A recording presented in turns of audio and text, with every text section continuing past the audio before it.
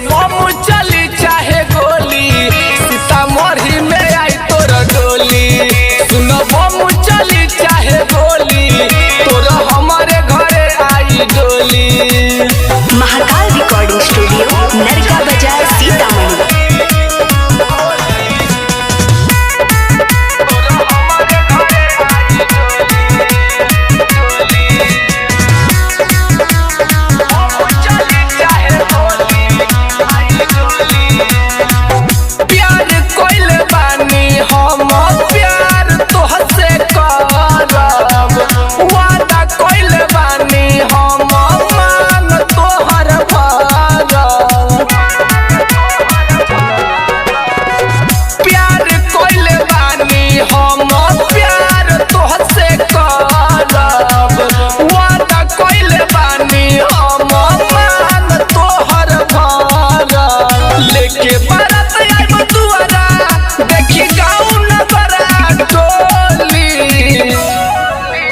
बम चली चाहे गोली, सीतामढ़ी में आई तोर डोली।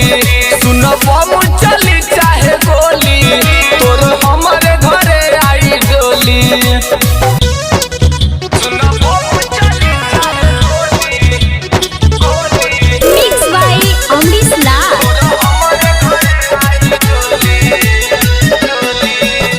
Music by Mantu Mani. देवे के बदेवे तो तू लोगवन के धमकी, हमरे नाम के मेहदी तोहरा हाथवा में चमकी। देवे के बदेवे तो तू लोगवन के धमकी, हमरे नाम के मेहदी तोहरा हाथवा में चमकी। राइटर सुमन गुलशन कहे सुनी लगनवा गोली। सुन बम चली चाहे गोली, सीतामढ़ी में आई तोर डोली।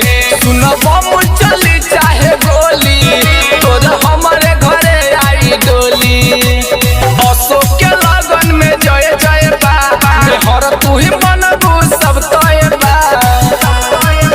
अरे मरद से प्यार बारू पहिले, डरे केहू ना हमारा बोली। सुन बम चली चाहे गोली, सीतामढ़ी में आई तोर डोली। सुन बम चली चाहे गोली, तोर हमारे घरे आई डोली। महाकाल रिकॉर्डिंग स्टूडियो, नरका बाजार,